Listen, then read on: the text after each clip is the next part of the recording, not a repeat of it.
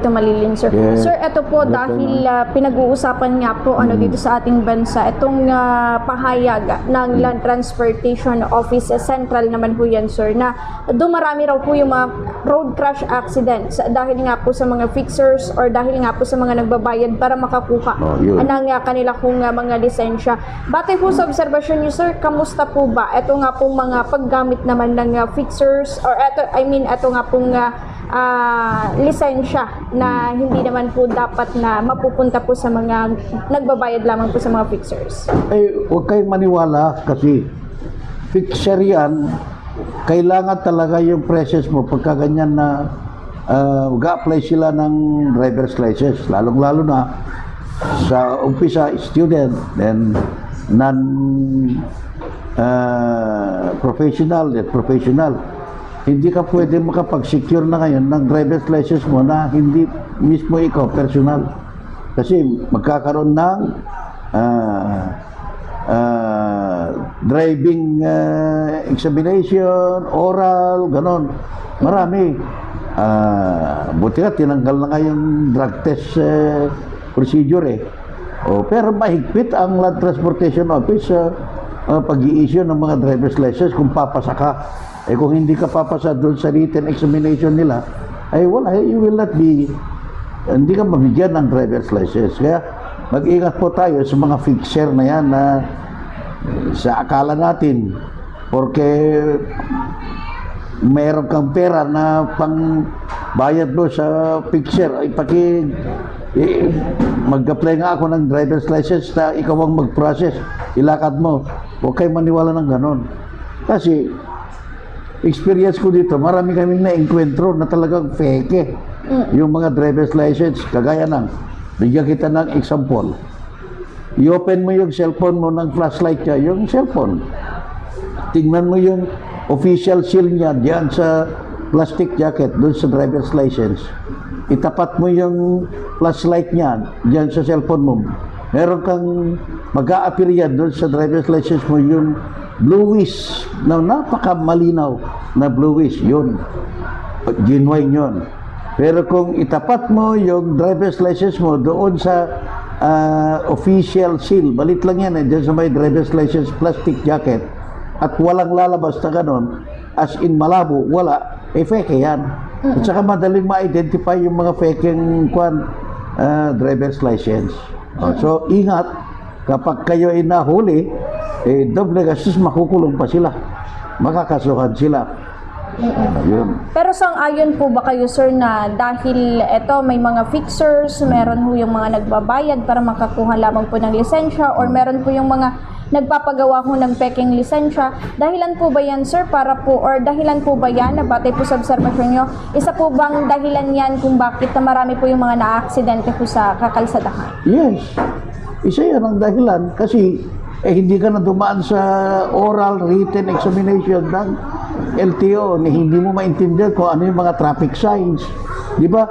O kaya yung physical appearance ng tao, kung yung tao ba na umapply sa iyo ng driver's license sa Land Transportation Office is kompleto yung kanyang mata, o yung kamay, kompleto ba yan, baka putol, o kaya papilay-pilay, o kaya abnormal, wag natin ipayagan ng mga ganon. Kailangan talaga yung physical appearance ng mga uma-apply ng driver's license dahil napaka-importante, napaka-mahalaga itong physical appearance ng isang tao na nagmamaneho.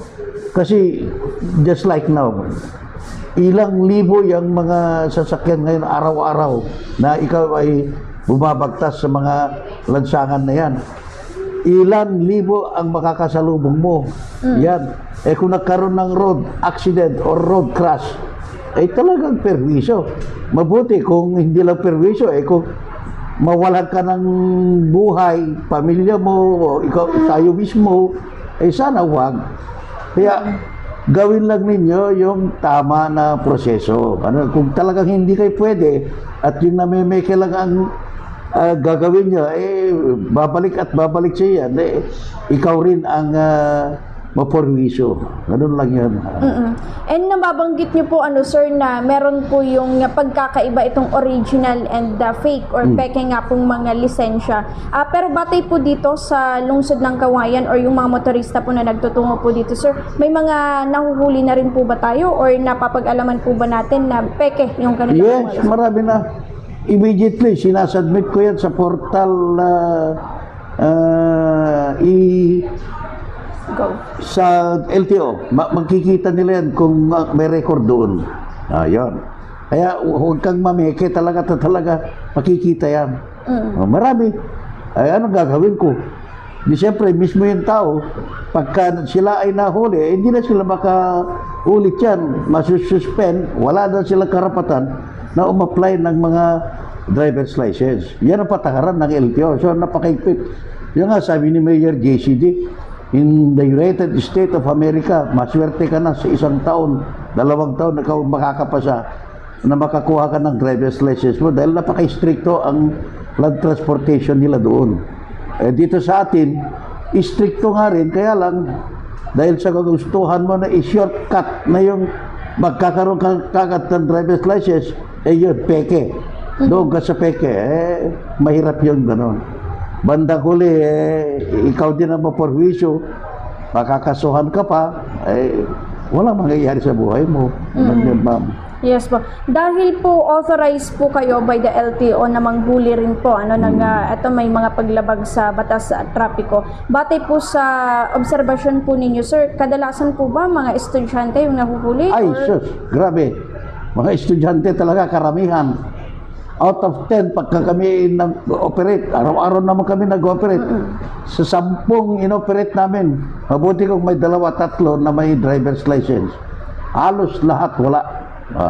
Tanungin mo kung ilang taon na yung mga yan. 18 years old, 21 years old. You see, they cannot afford to secure their driver's license. Kasi matagal talaga ang mag-apply ng driver's license. Diba? Unang oras dyan, student. After 60 days yata ibibigay sa iyo. You will be guided by a professional driver kung ikaw ay magmaneho. Tingnan mo nga kasi ngayon, sige, basta pinaandar nila, lalong-lalo na yung mga single motors, wala nang pakialam sa mundo Basta patakbuhin mo na, pagka na-aksidente na, ayun. Mabuti sana kung ikaw yung ma-aksidente, ikaw ang maka-aksidente, permiso talaga ang ginagawa mo. Ayun, hindi maganda, ma'am. Yes po. And dito po sir, batay po sa pakikipag-ugnayan nyo na rin po sa LTO, may mga napapag-alaman po ba dito sa lungsod ng Kawayan na gumagawa po ng mga peking, mga, peke pong mga ID or driver's Karamihan license? na-apprehend namin dito is not from this place, Kawayan. Karamihan, Metro Manila. Yun, kasi maraming mga pagawaan dyan lalong-lalo na sa recto, tawagin recto dyan sa Manila. Yung gagawa ng driver's license, magagaling sila, halos pagtingnan mo parehas Pero sa atin dito, hindi nila kaya yung mag-print dito. So karamihan yung mga nahuhuli namin dito is, but they're from this place, taga-Kawayan sila, pero tignan mo yung kanilang driver's license, peke. Karamihan in Manila nila ginagawa. Pero paano sir kung idadahilan po nila na nawala kasi yung driver's license ko kaya nagpagawa ako ng temporary lang. Which is ito ngang temporary, ito nga po yung pinagawa po nila ito nga po yung fake. Paano po makikita naman yan, ma'am kung may record ka sa LTO. So, i-certify ka ng LTO. Pero yung mga iba dyan, pumupunta sila sa mga law office na nagkukuha sila ng affidavit of loss.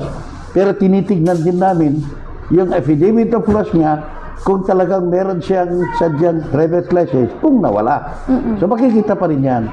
Kung wala, as in wala, namimeke ka, gusto mo lang makalusot. Kasi pag mag-apply ka naman ng driver's license mo at i-apply mo na nawala ko yung driver's license kaya nag-affidavit ako, But ang katotohanan niyan, wala siyang record talaga sa LTO. Mm-mm. Gusto niya lang mamimeke yun. Yes po. Dito po sir, maiba naman po tayo kaunti pero related pa rin po dito. Batay po kasi sa nakuha po naming impormasyon ay eto nga po, yung huhuliin na po yung gumagamit po ng mga temporary plate numbers Yes. ng Land Transportation Office. Kayo po sir, kabilang din po ba kayo if ever sa mga manghuhuli? Yes. Kasi deputized tayo ng LTO. Kaya nga, meron, kung naabutan mo sana kanina rito yung tao, mamimili ka kung anong gusto mong ticket, kako sa kanya. Pero mo tatanungin niya, meron ba kayong authority para confiscate yung driver's license ko? Ayun, pinakita ko yung order namin sa Land Transportation Office na deputized kami. O sige, ayaw mo yung local ticket namin, which is napakamura nga. Dahil siyempre, alam mo, ang mahal na city mayor natin, kawawa naman yung mga kababayan natin. So ito lang, mga local ticket lang ang ibigay nyo. Pero kung minsan,